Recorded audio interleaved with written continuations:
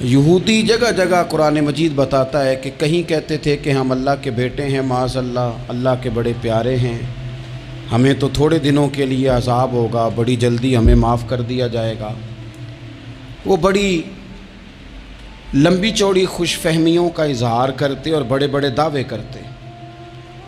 پھر چلتے چلتے انہوں نے ایک اور دعویٰ کر دیا، کہنے لگے کہ آخرت کا گھر تو صرف ہمارے لیے ہے، جنت میں صرف یہودی جائیں گے اور کوئی نہیں جائے گا۔ اللہ تبارک و تعالیٰ نے ان کے اس دعوے کا ذکر فرمایا ہے۔ یہ دیکھیں دعویٰ کتنا بڑا ہے کہ آخرت کا گھر تو صرف ہمارے لیے، فقط ہمارے لیے۔ مسلمان یہ دعویٰ نہیں کرتے۔ نبی پاک صلی اللہ تعالیٰ علیہ وسلم نے جب اس بات کا اظہار کیا ہے تو اس طرح کیا ہے، فرمایا جنتیوں کی 120 صفیں ہوں گی اور 80 میری امت کی ہوں گی۔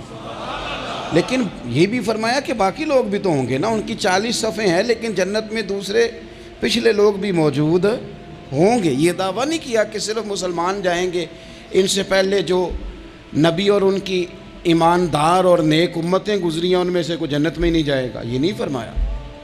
لیکن یہ اس طرح کے دعوے بعض لوگ کرتے ہیں اور سنائی دیتے ہیں۔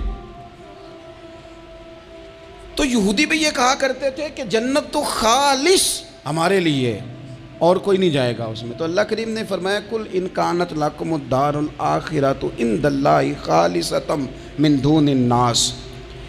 اے محبوب علیہ السلام، آپ ان سے فرما دیں اہل یہود سے کہ اگر آخرت کا گھر اللہ کے نزدیک باقی سب لوگوں کو چھوڑ کے خالص تمہارے لیے ہی ہے، سب کو چھوڑ کے صرف تمہارے لیے ہے آخرت کا گھر، تو فتمنوا الموت، تو پھر جنت میں تو مر کے جانا ہے نا، لہذا موت کی تمنا تو کرو۔ پھر کہو نا یا اللہ ہمیں موت دے تاکہ وہ جو تو نے ہمارے لیے اتنی بڑی چیز بنائی ہے ہم اس سے استفادہ کر سکیں۔ پھر تم موت کی تمنا کرو ان کنتم صادقین، اگر تم سچے ہو۔ لیکن رب فرماتا ہے وَلَن يَتَمَنَّوْهُ أَبَدًا بِمَا قَدَّمَتْ أَيْدِيهِمْ، یہ کبھی بھی موت کی تمنا نہیں کریں گے، انہیں پتہ ہے جو انہوں نے کمائی کر کے آگے بھیجی ہے۔